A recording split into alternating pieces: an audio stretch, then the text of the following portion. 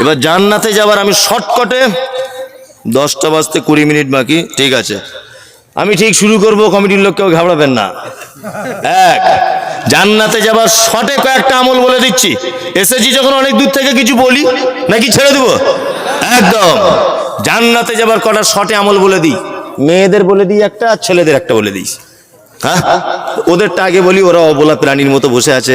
আর প্রথমে খুব বকাঝকা করেছি তো বেচারা ভয়ে বসে আছে।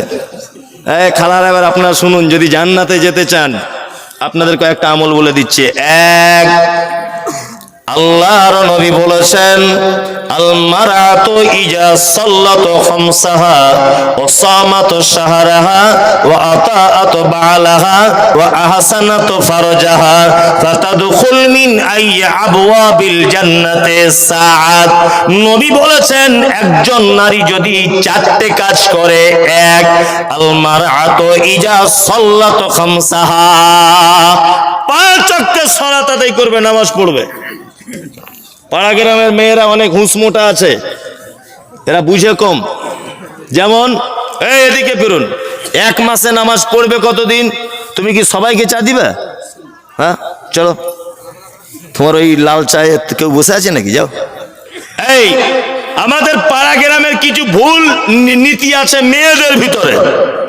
একজন নারী 1 মাসে নামাজ পড়বে কদিন জানা আছে?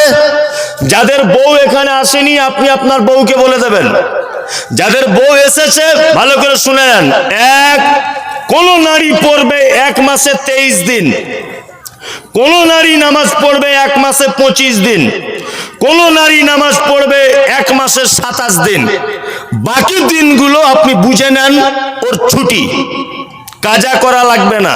কিন্তু আমাদের পাড়া গ্রামের মেয়েরা হুঁসমোটা বোঝে না, যার 3 দিন শরীর খারাপ হয় ও বলে 10 দিন না হলে নাকি মাথায় সাবান দিয়ে গোসল না করলে নামাজ পড়া যায় না। ও বুঝে কিছু? আপনার বউ দেখবেন আজও এই কাজ করে। ও শরীর খারাপ সেরে গেছে 3 দিনে, ও দেখবেন তবুও 7 দিন 10 দিন অপেক্ষা করে বলছে ওরে বাবা সাবান শ্যাম্পু না মেখে গোসল করে পবিত্র না হলে নামাজ পড়া যাবে না। এই খালা, খালা তোমাকে মায়ের মর্যাদা দিয়ে বলছি, তোমার যদি জোহরের সময় শরীর খারাপ সেরে যায়, আসরের নামাজ তোমার ফরজ। মাথায় থাকবে, এটা মাথায় থাকবে। তোমার যদি মায়েদের জন্য বলছি, জোহরের সময় যদি তোমার শরীর সুস্থ হয়ে যায়, তুমি যদি বুঝতে পারো যে আমার আর শরীর খারাপ হচ্ছে না, আসরের নামাজ ফরজ। নরমালি ফরজ গোসল করে নেন যেমন করে তেমন, তোমার সাবান শ্যাম্পু ব্যবহার করতে হবে, এটা আবার কেমন? মুহাম্মদ সাল্লাল্লাহু আলাইহি ওয়াসাল্লাম বলেছেন সেন্ট ব্যবহার করতে হবে। ঋতু থেকে একটা মহিলা পবিত্র হলে সে তার লজ্জাস্থানে বা সারা শরীরে সে সেন্ট ব্যবহার করতে পারে, তবে যাদের স্বামী আছে তারা করবে। মাথায় রাখবেন, এমনি মেয়েদের করতে হবে না। যাদের স্বামী আছে তারা সেন্ট ব্যবহার করবে ঋতু থেকে যখন পবিত্র হবে। মায়েরা এই ভুল থেকে আপনারা নিজেকে একটু সংশোধন করুন। নাম্বার 2, নারী পুরুষের নামাজের কোনো ডিফারেন্স নেই। পুরুষ যেভাবে পড়ে আপনি সেভাবে পড়বেন। দুটো একটা জায়গাতে একটু ডিফারেন্স আছে, ওগুলো পড়ে জেনে নেবেন, সবারই জানা। আহলে হাদিস গেরাম আপনাদের কাছে বিনীত অনুরোধ, মায়েরা 5 ওয়াক্ত সালাত আদায় করুন। 2, সমাত সাহারাহা, 1 মাস রোজা রাখুন, 1 মাস সিয়াম পালন করুন। মেয়েদের একটু বুদ্ধি কম, বুঝলেন তো, ওরা কিছু কিছু জিনিস খুব খারাপ করে।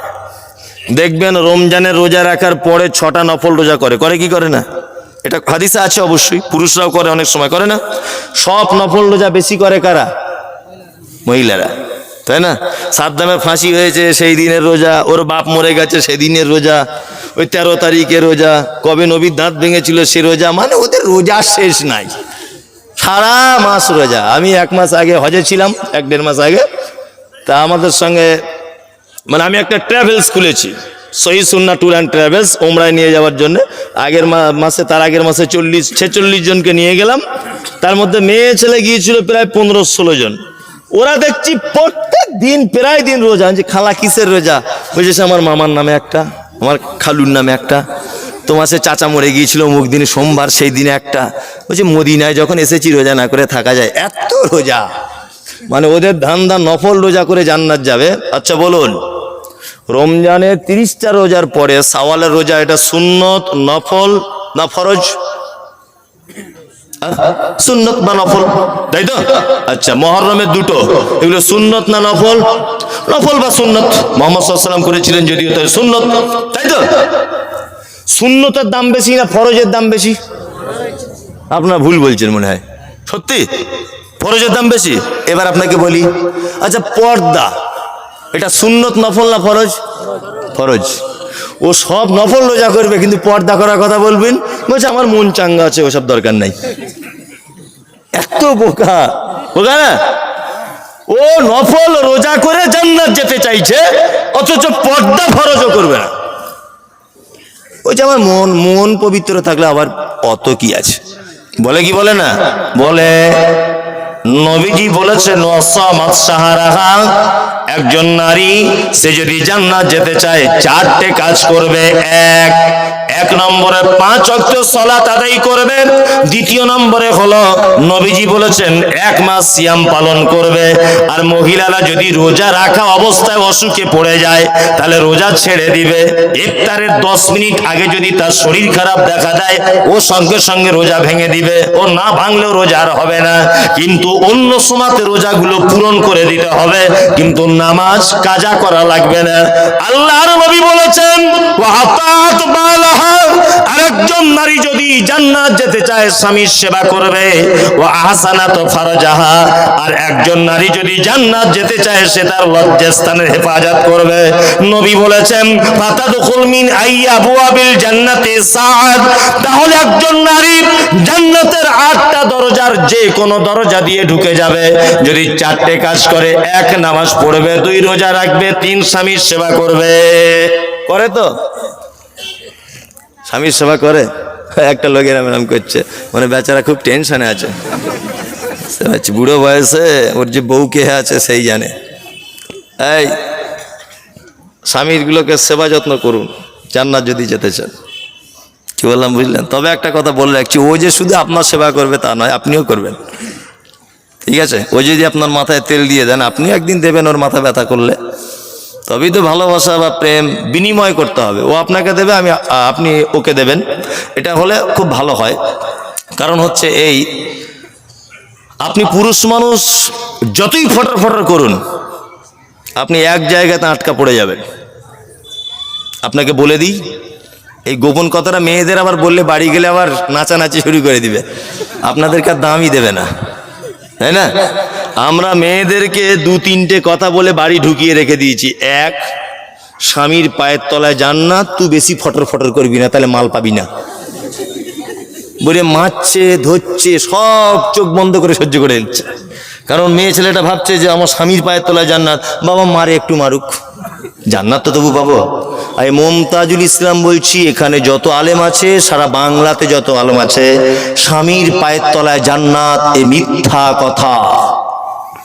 মুহাম্মদ সাল্লাল্লাহু আলাইহি ওয়াসাল্লাম থেকে এ কথার প্রমাণ পাওয়া যায় না। স্বামীর পায়ের তলায় জান্নাত নেই। স্বামী মানে পুরুষ, পুরুষের পায়ের তলায় জান্নাত নেই। একজনের পায়ের তলায় জান্নাত, তার নাম মা। মা মানে নারী। সমাজে একটা কথা আছে, পিতা মাতার পায়ের তলায় জান্নাত। আমি মুমতাজুল ইসলাম বলছি এ কথা ঠিক নয়। পিতা মাতার পায়ের তলায় জান্নাত এ কথা ঠিক নয়। মায়ের পায়ের তলায় জান্নাত এই কথা ঠিক। কি বললাম বুঝলেন? মায়ের পায়ের তলায় জান্নাত, ওখানে হাদিসে যে শব্দটা এসেছে ওখানে আব্বার কথা হয়নি। কিন্তু আমরা হয়তো সম্মান এবং গুরুত্বর তাগিদে বলি যে পিতা মাতার পায়ের তলায় জান্নাত। না, পিতার মর্যাদা আছে অবশ্যই, তবে তার পায়ের তলায় জান্নাত নেই। জান্নাত মহিলার কাছে। তাহলে একটা কথা মেয়েদের বলে দিলাম, আপনারা মন থেকে মুছে রাখুন, স্বামীর পায়ের তলায় জান্নাত নেই। 2, মুহাম্মদ সাল্লাল্লাহু আলাইহি ওয়াসাল্লাম তিনি বলছেন ওই লোক আল্লাহর নিকটে সবথেকে প্রিয় যে লোক তার স্ত্রীর কাছে প্রিয়। আর আমি নবী, আমি আমার পরিবারের কাছে উত্তম স্বামী। তার মানে খুব গেঁড়া কল, মানে আপনি ওকে যতই ছোট করেন ওর সার্টিফিকেট আপনি আল্লাহর কাছে ভালো হবেন। এই 4টিখানি বড় কথা, 4টিখানি বড় কথা। আপনি খুব মনোযোগ দিয়ে শোনার চেষ্টা করুন। তার মানে দুজন দুজনার অর্ধাঙ্গিনী, মানে আপনিও যেমন ও তেমন। তবে একটা কথা বলে দিই মায়েদেরকে, আপনাকে এটাও বলে রাখছি যে আপনি কিন্তু স্বামী ছাড়া জান্নাত ঢুকতে পারবেন না। আবার স্বামীর সেবা ছাড়া আপনিও কিন্তু জান্নাত ঢুকতে পারবেন না। স্বামীর সেবা করবেন। জান্নাতে যাওয়ার আপনার একটা বড় মাধ্যম যে আপনি স্বামীর সেবা করুন, তার বিনিময়ে জান্নাত চলে যান। স্বামী কত দামি, যে সমস্ত মেয়েরা স্বামীদের সঙ্গে অসৎ ব্যবহার করছে সে সমস্ত মেয়েরা শুনে রেখে দাও। তোমার স্বামী কত মূল্যবান জানো?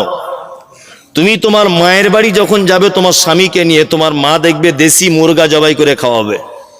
তোমার স্বামী আজকে মারা যাক, তুমি তোমার দুটো ছেলেকে নিয়ে তুমি তোমার মায়ের বাড়ি যাও, তোমার ভাবিরা দেখবে এরম এরম করে মুখ দেখাবে। 2-4 দিনের বেশি তোমাকে সহ্য করতে পারবে না। তোমার স্বামী টাকা আছে বলে তুমি ননদদের কাছে দামি ভাবি। তোমার স্বামী বেঁচে আছে বলে তুমি তোমার ননদের বাড়ি গেলে ভাবি বলে বুকে জড়িয়ে ধরে। তোমার স্বামী মারা যাক, তুমি তোমার ননদের বাড়ি যাও, 2-4 দিন পরে তোমার 10 পয়সাও কোনো দাম নেই, থাকবে? থাকবে না। তোমার স্বামী ছাড়া তুমি তোমার বাপের বাড়ি যাও, তোমার আব্বা মা পর্যন্ত তোমায় 10 পয়সা দাম দেবে না, জানে ওটা আমার বিধবা মেয়ে। ওই জন্য বলছি, যাদের আসে বেঁচে স্বামীর সেবা করুন, তার কথা মতো চলুন। যাদের বাড়িতে স্ত্রী বেঁচে আসে, স্ত্রীকেও আপনি একটু ভালোবাসুন, তার এক অপরের পরিপূরক, দুজন দুজনার সঙ্গে মানে শ্রদ্ধা এবং ভালোবাসা রাখুন। যাদের সংসারে খুব বেশি অশান্তি হয়, আমি আজকে আপনাদেরকে একটা আমল করার কথা বিনীত অনুরোধ করছি। আমলটা আজকে থেকে সবাই করবে ইনশাল্লাহ। ইনশাল্লাহ সংসারে যাদের অশান্তি ঝগড়া হয়, যে সমস্ত মেয়েরা বিশেষ করে স্বামীর কাছে গালাগালি এটা ওটা শোনেন, আপনাদের কাছে অনুরোধ যে আপনারা এই আমলটা করুন। এক, আল্লাহ নবী সাল্লাল্লাহু আলাইহি ওয়াসাল্লাম বলেছেন তোমরা এক অপরকে দেখে সালাম দাও। এটা হাদিসে আছে না নেই? রাদ্দুস সালাম, এক মুসলমান আর এক মুসলমানের উপরে হক কি? সালাম, তাই না? সব জায়গায় আমরা সালাম দিতে পারি, কিন্তু বউকে দেওয়া যায় না, বলছে লজ্জা লাগে। হ্যাঁ, আসসালামু আলাইকুম বলা যায় বউকে? মুলি সাহেব, ও মানে ওর গলা ধরে এক জায়গায় বসে গল্প করা যায়, হ্যাঁ, দুজনা বসে ইয়ার কি ঠাট্টা করা যায়, দুজনা বসে এক জায়গায় বসে ভাত খাওয়া যায়, দুজনা বসে অনেক আনন্দ ফুর্তি করা যায়, তখন লজ্জা লাগে না। আর আসসালামু আলাইকুমে তোমার অ্যালার্জি। হ্যাঁ, যাদের সংসারে অশান্তি, আপনি সারাদিন টার্গেট করুন, আপনার বউকে বলবেন আসসালামু আলাইকুম। বাজার থেকে এলেন, দরজা দাঁড়িয়ে আসসালামু আলাইকুম। সালামু আলাইকুম বাংলা অর্থ কি? আল্লাহ তার উপরে শান্তি বর্ষণ করুক, তাই তো? ও উত্তর দেবে কি? ওয়ালাইকুম আসসালাম, মানে আপনার উপরে হোক শান্তি। তাহলে বলুন, যাদের অশান্তি চলছে, সারাদিনে যদি দুজন দুজনের জন্য 10 বার যদি শান্তি কামনা করেন, আর একবার যদি আল্লাহর কাছে কবুল হয়ে যায়, তাহলে আর ঝগড়া হবে? সালামই দেয় না, সালাম বুঝেই না। যাই হোক, শান্তি রাখতে গেলে এটা করবেন। মুহাম্মদ সাল্লাল্লাহু আলাইহি ওয়াসাল্লাম বলেছেন ওয়া আহসানাত ফারজাহা ওয়া আতাআত বালাহা, স্বামীর সেবা, স্বামীর ভালোবাসা, স্বামীর প্রতি যত্ন। আম্মা জান আয়েশার নাম শুনেছেন? হ্যাঁ, আম্মা জান আয়েশা বলছেন, যে গেলাসে আমি পানি পান করিতাম, পান করা হয়ে গেলে নবীকে দিতাম। আম্মা জান আয়েশা বলছেন, যে গেলাসে আমি পানি পান করিতাম, পান করা হয়ে গেলে নবীকে দিতাম।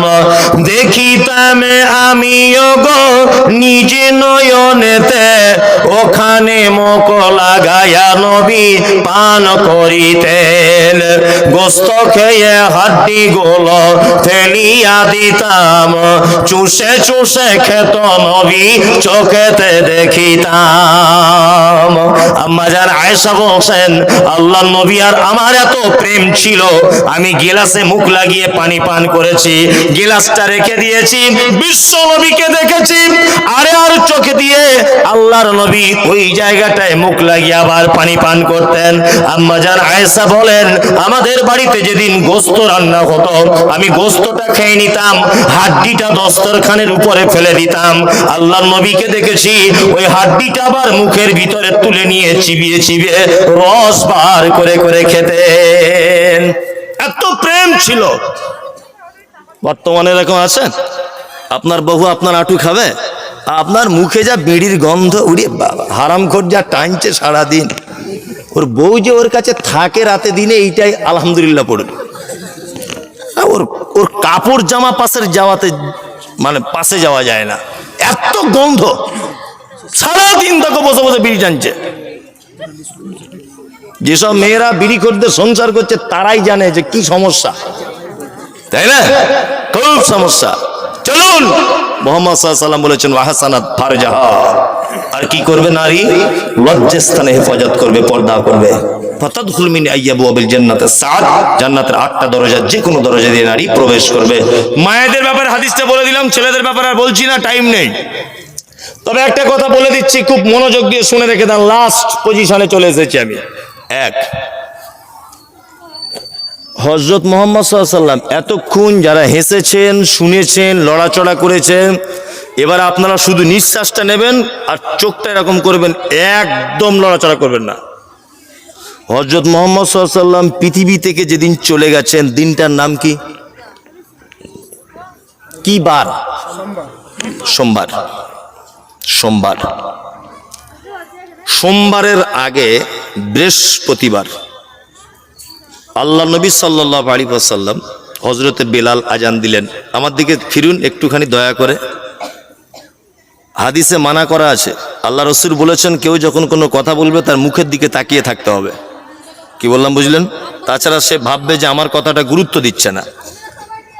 বৃহস্পতিবার মাগরিব আজান দিচ্ছেন মসজিদে নববীতে, হাইয়া আলাস সালাম। হযরতে বেলাল, কে? বেলাল। আল্লাহ রসুল আস্তে আস্তে আস্তে আস্তে করে গেলেন মসজিদে নববীতে। নববীতে যাবার পরে মাগরিবের সালাতের জন্য রাসূলুল্লাহ ইমামতির জায়গায় দাঁড়িয়ে গেলেন। ইমামতি করলেন 2 রেখাতে একটাই সূরা, তার নাম সূরা মুরসালাত। সূরা মুরসালাতের যে আয়াত শেষ করেছিলেন, ফাবে আইয়া হাদিসিম বাদাহু ইউমিনুন, আল্লাহ বলতে চেয়েছেন এই কথার পরেও কি তোমরা অন্য কোনো কথার উপরে ঈমান আনবে? কোন কথার উপরে? মুহাম্মদ সাল্লাল্লাহু আলাইহি ওয়াসাল্লাম যেন উম্মতের জন্য কথা বলতে চাইলেন। বাড়ি চলে এলেন। হযরতে বেলাল এশার আজান দিচ্ছেন, হাইয়া আলাস সালাম। আল্লাহ রসুল আয়েশাকে ডেকে বলছেন, আয়েশা একটু পানি দাও। আয়েশা পানি দিলেন। আল্লাহ রসুল অজু করলেন। অজু করার পরে থরথর করে কাঁপতে কাঁপতে জমিনে পড়ে গেলেন অজ্ঞান হয়ে। আয়েশা ধরে নিলেন পড়ার আগেই। কিছুক্ষণ পরে আবার হুঁশ চলে এলো। আবার বলছেন, আয়েশা একটু পানি দাও, অজু করি। অজু করছেন আল্লাহ রসুল, আবার অজ্ঞান হয়ে গেলেন। কিছুক্ষণ পরে হুঁশ এলো, আবার বলছেন, আয়েশা একটু পানি দাও তো। আয়েশা পানি দিয়েছেন। আল্লাহ রসুল অজু করছেন, বেহুশ হয়ে যাবেন তার আগে আবু বকরের দিকে ইশারা করছেন আর আয়েশাকে বলছেন, আয়েশা তোমার আব্বাকে বলো ইমামতি করতে, আমি আর যেতে পারলাম না। তোমার আব্বাকে বলো। আয়েশার আব্বা মানে আবু বকর।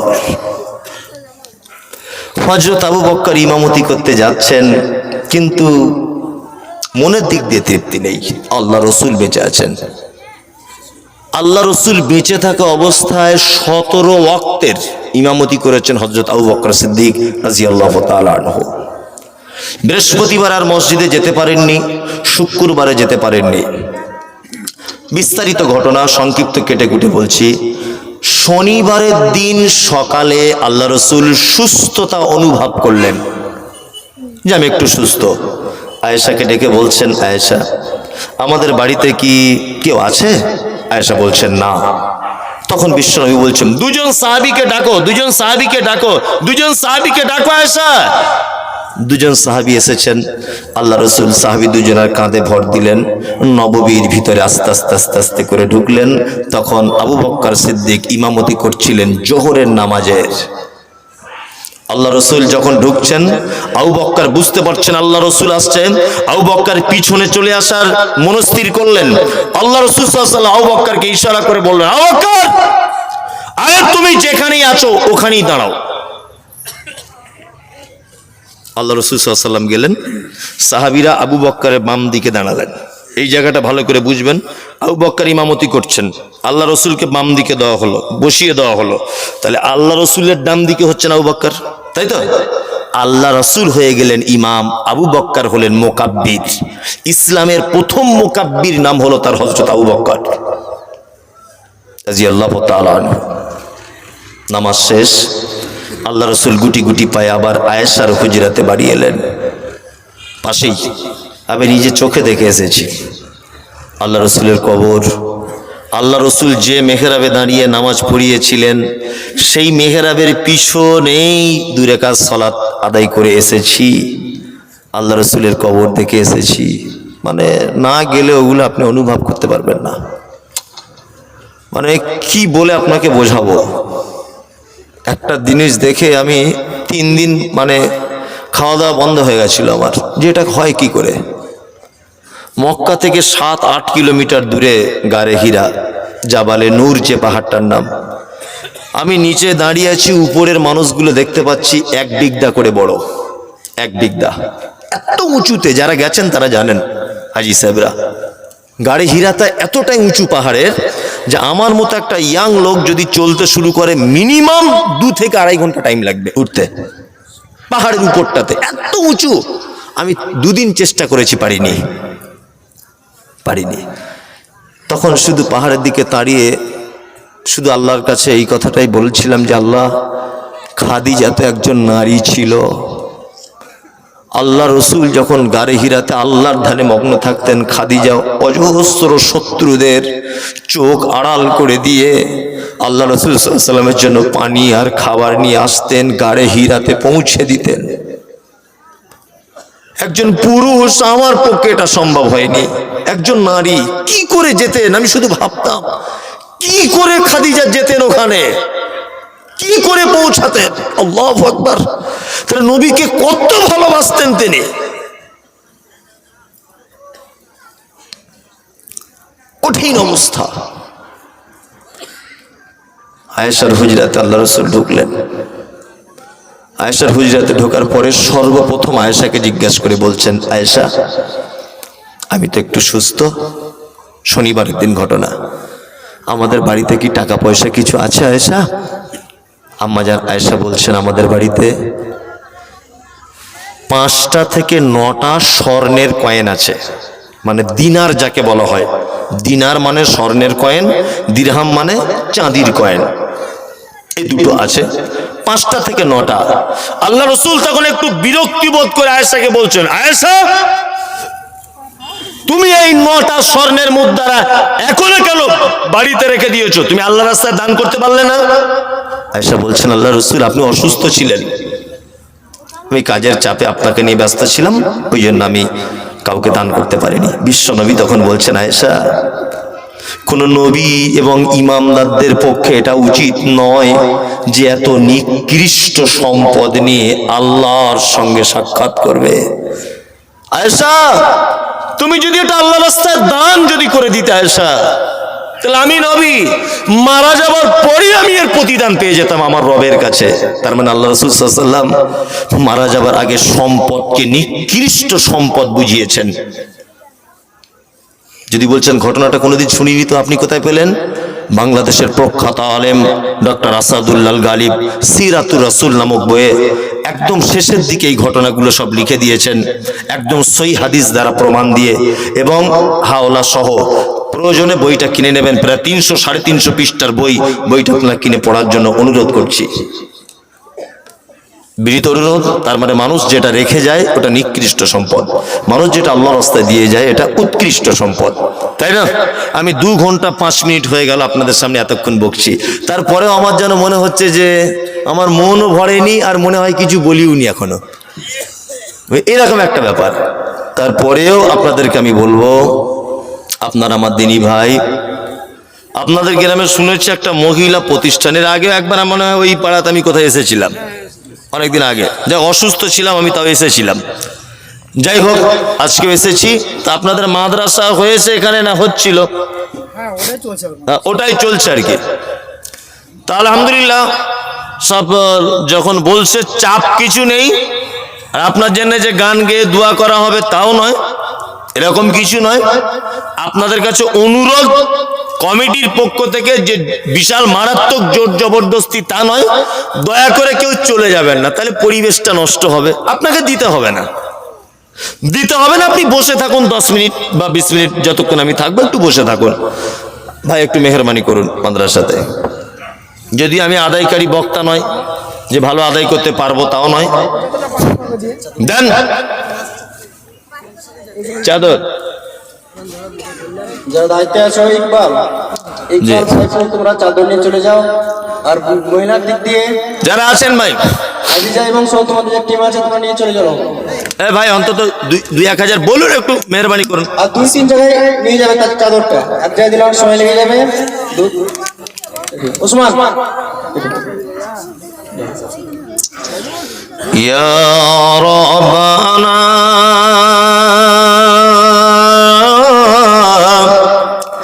ইয়া রাব্বানা মোর দোলাল মোদের হিলাল আর আসবে না। মক্কায় নবীর জন্ম হলো, আব্দুল্লাহ তার পিতা ছিল। মক্কায় নবীর জন্ম হলো, আব্দুল্লাহ তার পিতা ছিল। গর্ভে রেখে মারা গেল, পিতা এলো না। মোর দোলাল মোদের হিলাল আর আসবে না। ভাই বলুন অন্তত 1-2 হাজার করে, যে 2000 টাকা করে যদি এখানে 20 জন দেন, তাহলে তো 40,000 হয়ে যাবে। দেন কিছু।